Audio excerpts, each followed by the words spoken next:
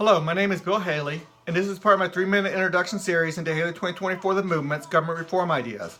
This one's not going to take you to the main CRA structure. This is not going to do the main reforms that I have on my page. This is to get the system that we currently have and make it better. Fighting back federal control, bringing more back to the states. So this could be the first step in creating a CRA structure by putting the power back to the states, taking it away from the federal government. When the federal government's so entangled into so much, it's very hard to do the CRA structure. So I have a 3-minute introduction on all of the 12 different proposed amendments, constitutional amendments, and we're talking about Article 5 here, the way to do the constitutional amendment. Anyway, let's go with the 6th one. The right of parents to direct their children's education shall not be infringed. So important. The public school system is already unconstitutional. I have a video up to show that. Look at that.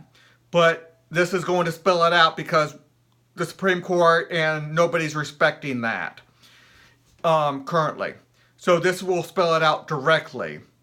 You cannot infringe a parent's right to educate their children. Any government program on education shall exclude those not in the system from the education tax. That's the main reform. That's into the amendment, by the way, right there. That's a main school choice program that all school choice advocates should go to, excluding people not in the system from the education tax. That means the education tax is going to have to go to a more exemptible form, and that means that people outside the system will have the money, because it's not being taken in taxes. We're talking about $10,000 per household on average across America per year for life.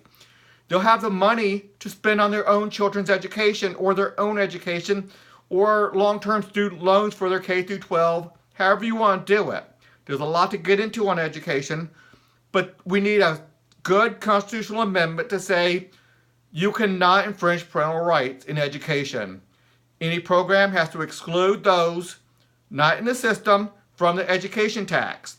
Now, if you're in it for part of the years, you're in for 4 years and take your children out for 4 years or 8 years, you do a partial exemption, exclusion, or however you want to do it. So if it's a 10% tax and let's say it's a 12% tax to make the numbers right, and you are out of it for 7 years, you only pay for 5% of the tax, you're excluded from 7% of the tax.